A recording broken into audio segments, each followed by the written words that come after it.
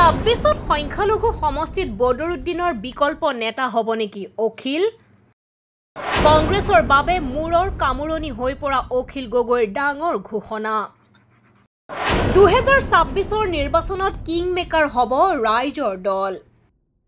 26ৰ বিধানসভা নিৰ্বাচনত 36টা সমষ্টিতে প্ৰাৰ্থী দিব ৰাইজৰ দলে। 2031 চনত অকলে চৰকাৰ গঠন কৰিব ৰাইজৰ দলে। অসমীয়া ভাষাত এষাৰ কথা আছে, গাত নাই চাল বাকলি মদ খাই তিনি টেকেলি। ঠিক একে অৱস্থা এতিয়া বিৰোধীৰ। 26ৰ বিধানসভা নিৰ্বাচনৰ পূৰ্বে বিৰোধী শিবিৰত চলিছে ব্লেকমেইলিঙৰ ৰাজনীতি।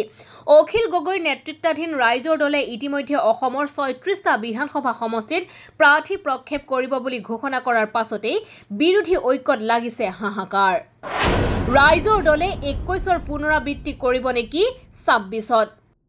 কাৰণ 2021 চনৰ বিধানসভা নিৰ্বাচনত 13টা সমষ্টিত বিৰোধীৰ ভোট বিভাজনৰ বাবে দায়ী আছিল নৱগঠিত ৰাইজৰ দল আৰু লুৰিণজ্যোতি গগৈৰ অসম জাতীয় পৰিষদ। সেয়েহে 26ত কংগ্ৰেছে ৰাইজৰ দলক বিশ্বাসত ল'ব বিচৰা নাই যদিও আগতীয়াকৈ সমষ্টিৰ দৰদাম কৰিছে ৰাইজৰ দলে। বাৰে বাৰে বিৰোধী ঐক্যৰ আহ্বান কৰিও মুখ ঠেকেচা খোৱা বিধায়ক অখিল গগৈৰ আলাপ 26ত হ'ব হেনো ৰাইজৰ দল কিং মেকাৰ। আমাৰ ৰাইজৰ দলটো এতিয়া fastest growing political party of Assam আৰু আমি 17টা বিধানসভা সমষ্টিত নিৰ্বাচন খেলিবৰ কাৰণে প্ৰথমতে প্ৰস্তুতি চলাইছিলোঁ, কিন্তু এতিয়া দেখা গৈছে যে প্ৰায় 36টা বিধানসভা সমষ্টিত আমাৰ প্ৰস্তুতি এতিয়া গ্ৰেড এ পৰ্যায়ৰ।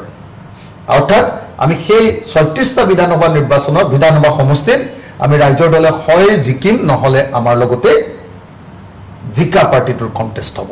আৰু ৰাইজৰ দলক নোলোৱাকৈ 2026ত কোনেও নিৰ্বাচনত জয়ী হ'ব নোৱাৰিব আৰু ৰাইজৰ দলক নোলোৱাকৈ 2026ত কোনেও চৰকাৰ গঠন কৰিব নোৱাৰিব। গতিকে 2026ৰ কাৰণে আমাৰ একদম প্ৰস্তুতিটো হ'ল যে 26ত আমি কিং মেকাৰ হ'ব খোজোঁ। স্পষ্ট ঘোষণা, কোনো লোক ডাক আমাৰ নাই। 26ত আমি কিং হ'ব নোৱাৰোঁ, কিন্তু 26ত আমি কিং মেকাৰ হ'ব খোজোঁ আৰু 31ত আমি নিজে চৰকাৰ গঠন কৰিব খোজোঁ। গতিকে তাৰ কাৰণে প্ৰস্তুতি অব্যাহত আছে। বিধানসভা নিৰ্বাচনক লৈ শাসক দল বিজেপিৰ দৰে বিৰোধী কংগ্ৰেছ আৰু আঞ্চলিক ৰাজনৈতিক দলসমূহে তৎপৰতাৰে আৰম্ভ কৰিছে দলীয় কাম কাজ। বিজেপিৰ দখলত থকা উজনিৰ প্ৰতিটো বিধানসভা সমষ্টি লক্ষ্য কৰি লৈছে কংগ্ৰেছ আৰু বিৰোধী ৰাজনৈতিক দলসমূহে।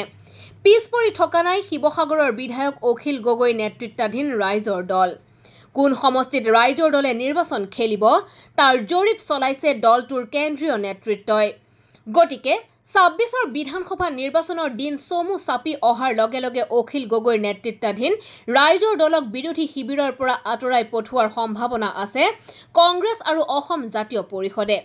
যদি আমাৰ পূৰ্বানুমান সত্য হয় তেন্তে নিশ্চিত ৰূপত অসমৰ সংখ্যালঘু সমষ্টিত বদৰুদ্দিনৰ AIUDFৰ বিকল্প হ'ব পাৰে ৰাইজৰ দল।